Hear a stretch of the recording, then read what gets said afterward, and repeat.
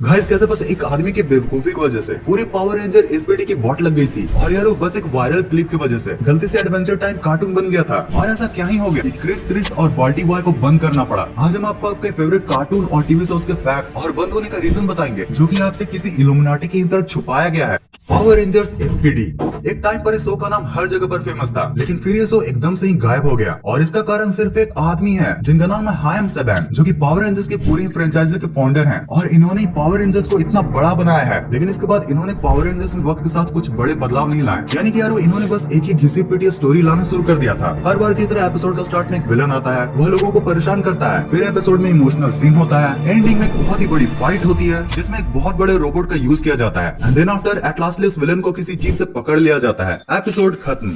और भाई यह बस एक एपिसोड में नहीं बल्कि लगभग हर एक एपिसोड में हो रहा था और इसे देखकर बड़े हो या फिर बच्चे हर कोई बोर हो जा रहा था, जिसकी वजह से एक टाइम पर इसकी पॉपुलैरिटी ना के बराबर हो गई थी और तब तक टीवी पर देखने के लिए और भी कमाल के स्टोरी लाइन वाले सीरीज आ गए थे। तो भला अब आप ही बताओ कि लोग इसे क्यों ही देखेंगे।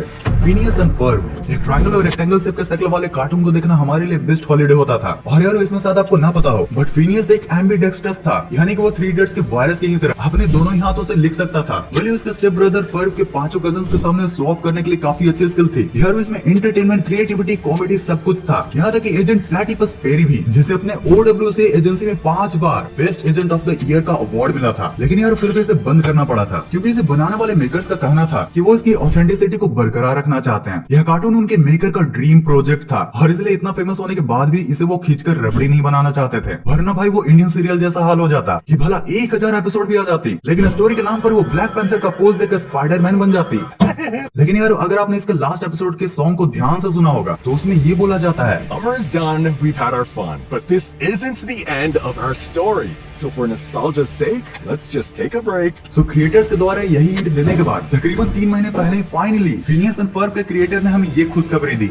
So I dropped a bit of a bombshell on Friday when I said that we were making more Phineas and Ferb episodes. सो आप भाई ना मजा बढ़ो।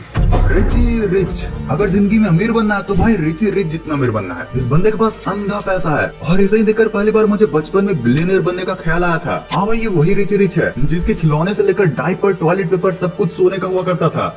मैं हूँ रिची रिच, मैंने सोने का कच्चा डाला, बिना मैगी का पानी उबाला, मेरे पापे ने मुझको पाला, बंदी घुमाता पैसा उड़ाता, सबसे बड़ा मैं गधा। रिची रिच एक्चुअली में पहले एक कॉमिक बुक थी जिसके राइट्स को हाना बारबेरा प्रोडक्शन ने खरीद लिया और 1980 में एक एनिमेटेड सीरीज की तरह लॉन्च किया। अभी वही प्रोडक्शन हाउस है जिन्होंने लेजेंडरी टॉम एंड जेरी भी बनाया है और इन्होंने रिची रिच के इतने सारे एपिसोड बनाए थे जिन्हें आप अपनी उंगलियों पर भी गिन सकते हो। और जब इसी के बारे में एक इंटरव्यू में उनसे पूछा गया था तो उनका कहना था कि अब उनके पास इतनी स्टोरीज अवेलेबल है, यानी कि कॉमिक्स में जितनी थी उन्होंने बस उतनी ही एपिसोड बनाए। लेकिन यार ये इतना ज्यादा पॉपुलर हो गया कि एक ही स्टोरी को बार बार रिपीट करके दिखाया गया, लेकिन एक टाइम बाद शो को बंद कर दिया गया। अब भाई बच्चे कितनी रिपीटेड एपिसोड्स देखते हैं। वैसे इसके बाद उसके ऊपर कुछ सीरीज और रियल लाइफ मूवी भी बनी थी बट उनमें वो ओल्ड रिची रिच की बात नहीं थी। क्रिस थ्रिस और बाल्टी बॉय।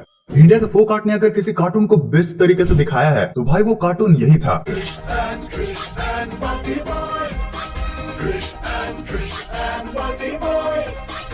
मतलब भाई आज भी मुझे याद है कि जब मैं एकदम बचपन में नानी घर जाता था ना तो कुछ देखने के लिए मिले या ना मिले, कार्टून नेटवर्क पर इसको देखने का अपना ही मजा आता था। और भाई सबसे मजेदार बात तो ये है कि इसे बनाने के लिए इसके मेकर्स ने सालों तक इंडियन फोक आर्ट पर रिसर्च किया था। इसकी हर एक स्टोरी बहुत ही ज्यादा यूनिक होती थी एंड अलग आर्ट फॉर्म में भी हुआ करती थी, यानी कि हर एक स्टोरी के साथ एक नया ट्विस्ट। यार इसे दिखाने का तरीका और एनिमेट करने का तरीका हद से ज्यादा कमाल था। अगर आपने इसे एक बार भी देखा होगा तो आप मेरी फीलिंग से इजिली रिलेट कर पा रहे होगे। लेकिन यार फिर भी सैडली ये कार्टून कहीं ना कहीं दबकर रह गया एंड यार ये मेरे हिसाब से भी ये इंडिया का मोस्ट अंडररेटेड कार्टून था। वो कहते हैं ना कि सब हीरो को नहीं पहचान पाते, इस कार्टून के साथ भी कुछ ऐसा ही हुआ जिस वजह से कम टीआरपी मिलने पर इंडिया में वो शो कितना भी अमेजिंग हो वो बंद ही हो जाता है। इसके एक घंटे के टोटल 8 मूवीज हैं जिसके हर एक मूवी में 3 अल्टरनेट इंडियन स्टोरीज हुआ करती थी, जिसका लिस्ट ये है।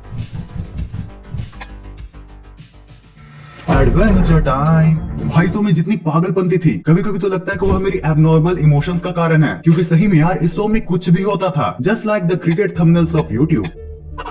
लेकिन भाई मानना पड़ेगा इसकी क्रिएटिविटी और कॉमेडी टॉप नॉच थी। मैं और मेरा भाई इस डॉग के करतूतों को देखकर बड़ा हंसा करते थे। समझ रहे हो, छोटा नहीं हंसते थे, बड़ा हंसते थे, बड़ा। क्रिएटर्स के एक वायरल क्लिप की वजह से इस पूरे शो को बनाना पड़ा था। दरअसल 2007 में एक शॉर्ट फिल्म की तरह इसके एपिसोड को लॉन्च किया गया था और भाई ये इतना ज्यादा वायरल हो गया कि कार्टून नेटवर्क ने पूरे एडवेंचर टाइम की सीरीज को लाने का फैसला किया और फिर इसके स्टोरीज को लिखना शुरू कर दिया गया। और भाई ये पूरा हैंड ड्रॉन हुआ करता था, इसलिए इसके सिर्फ एक एपिसोड को बनाने में 7-8 महीने लगते थे और कई सारे एनिमेटर्स को एक साथ काम करना पड़ता था ताकि कम से कम हर हफ्ते एक एपिसोड को लॉन्च किया जाए। इसे 2010 से 2018 तक रिलीज किया गया था, लेकिन फिर इसके बाद इसको बंद कर दिया गया क्योंकि कहीं ना कहीं इसकी पूरी स्टोरी खत्म हो गई थी और मानो ऐसा लग रहा था कि इसे जबरदस्ती खींचा जा रहा है। वैसे वीडियो के रिसर्च के दौरान मुझे कुछ खास मीम्स भी मिले हैं।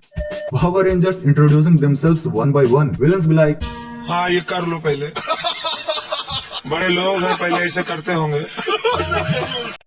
Whenever Power Rangers started, 6-year-old me, hey wait, I'm ready. Go Power Ranger, Megatron. भाई फीलिंग समझो यार। फिनियस एंड फर्ब देखने वालों के लिए सबसे अनकंफर्टेबल इमेजेस। अरे भाई सही बात है यार, भाई फिनियस हमारा ईगल है, जैसे ईगल्स की साइड इमेज कितनी भयंकर आती है बट फ्रंट इमेज